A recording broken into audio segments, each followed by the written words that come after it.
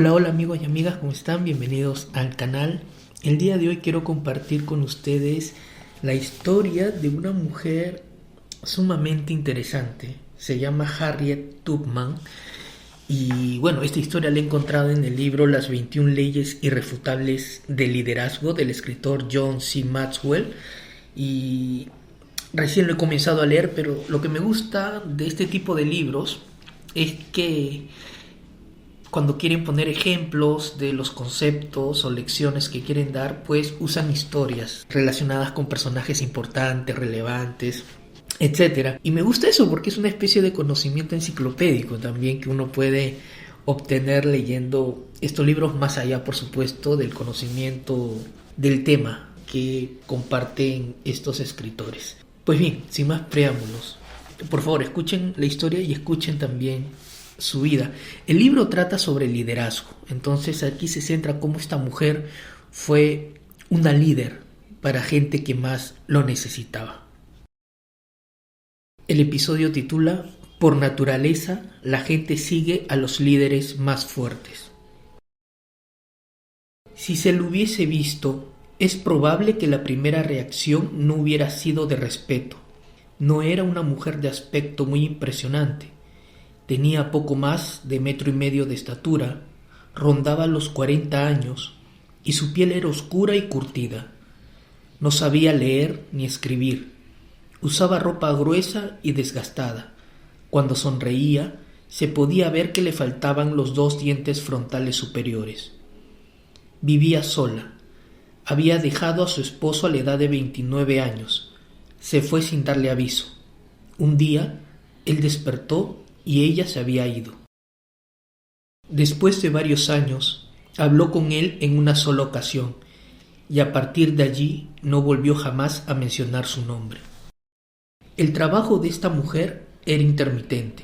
La mayor parte del tiempo se ocupó de trabajos domésticos en hoteles pequeños, fregando suelos, arreglando las habitaciones y cocinando. Pero casi todas las primaveras y los otoños desaparecía de su trabajo. Regresaba sin un céntimo y trabajaba nuevamente para reunir poco a poco el dinero que pudiese. Tratándose de su empleo, trabajaba duro y parecía fuerte físicamente, pero era presa de ataques y de repente se quedaba dormida, a veces en medio de una conversación. Ella atribuía su aflicción a un golpe que le habían dado en la cabeza en una pelea durante su adolescencia. ¿Quién sentiría respeto por una mujer así?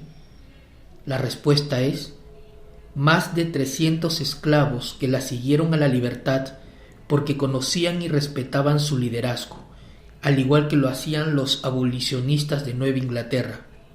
Era el año 1857. El nombre de la mujer, Harriet Tubman. Una líder con otro nombre. Harriet Tubman tenía apenas unos 30 años cuando comenzó a ser llamada Moisés por su habilidad de ir a la tierra de cautiverio y libertar del yugo de la esclavitud a mucha gente de su pueblo. Tubman nació esclava en 1820 y creció en los sembrados de Maryland.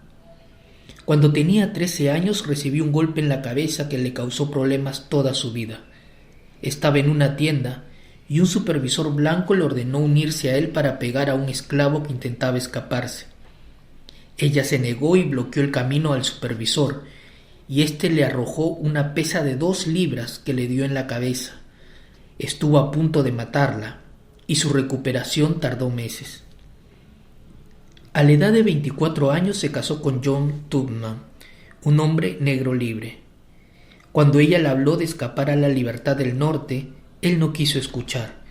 Le dijo que si intentaba escapar, le entregaría a las autoridades. Ella decidió correr el riesgo e irse al norte en 1849, sola, sin decirle una palabra. Su primera biógrafa, Sarah Bradford, relata lo que le dijo. Lo pensé bien. Había 2 cosas a las que tenía derecho: la libertad o la muerte. Si no podía tener una, tendría la otra, porque ningún hombre me iba a capturar viva. Debía pelear por mi libertad mientras tuviera fuerzas, y hasta que no llegara el tiempo de marcharme, el Señor no iba a permitir que me mataran. Tubman pudo llegar a Filadelfia, Pensilvania, por el Underground Railroad, una red secreta de escape de los negros libres, de los abolicionistas blancos y de los cuáqueros que ayudaban a los esclavos a escapar. Aunque ya era libre, juró que volvería a Maryland y libertaría a su familia. En 1850 hizo su primer viaje como conductora del Underground Railroad, sacando y guiando a los esclavos con la ayuda de simpatizantes a lo largo de todo el camino. Una líder de acero. En verano y en invierno, Tubman trabajaba como doméstica, reuniendo poco a poco los fondos necesarios para hacer un viaje al sur. En primavera y en otoño, arriesgaba su vida yendo allí y regresando con gente. Era intrépida y su liderazgo era inquebrantable. Era una tarea sumamente peligrosa y cuando la gente a su cuidado flaqueaba, ella permanecía fuerte como el acero, porque si los esclavos no conseguían escapar, serían golpeados y torturados hasta que hubieran dado información de quienes los habían ayudado. De modo que nunca permitió que la gente que guiaba se rindiera. «Los muertos no cuentan historias», decía un esclavo temeroso mientras le apuntaba a la cabeza con una pistola cargada. «Sigue o mueres». Entre 1850 y 1860, Harriet Tubman guió a más de 300 personas, incluidos muchos miembros de su propia familia. Hizo 19 viajes en total y se enorgullecía del hecho de que nunca perdió a una persona bajo su cuidado. «Mi tren nunca descarriló», decía, «y nunca perdí a un pasajero». Los blancos sureños pusieron a la cabeza de Tubman el precio de $12,000, una fortuna. Al comienzo de la guerra civil, había sacado más gente de la esclavitud que ningún otro norteamericano en la historia, blanco o negro, hombre o mujer. Respeto en aumento. La reputación y la influencia de Tubman imponía respeto, y no solo entre los esclavos que soñaban con obtener su libertad. Norteños influentes de ambas razas la buscaban. Hablaba en reuniones y en hogares a lo largo de Filadelfia, Pensilvania, Boston, Massachusetts, St. Catherine, Canadá y Auburn, Nueva York, donde finalmente se estableció. Gente prominente la buscaba, como el senador William Seward, que posteriormente se convirtió en el secretario de Estado de Abraham Lincoln, y el franco-abolicionista y antiguo esclavo Frederick Douglass. John Brown, el famoso abolicionista revolucionario, buscó también el consejo y el liderazgo de Tubman. Brown siempre se refería a la antigua esclava como General Tubman, y se han citado sus palabras cuando dijo de ella: «Era mejor oficial que la mayoría de cuantos he visto, y podía dirigir un ejército con el mismo éxito que había dirigido sus pequeños grupos de fugitivos». Esa es la esencia de la ley del respeto. Una prueba de liderazgo. Harriet Tubman no parecía ser candidata a liderazgo porque la suerte estaba con ella. No había recibido educación. Vivía en una cultura que no respetaba a los afroamericanos y trabajaba en un país donde las mujeres aún no tenían derecho al voto. A pesar de sus circunstancias, se convirtió en una líder increíble. La razón es sencilla. Los individuos, por naturaleza, siguen a los líderes más fuertes.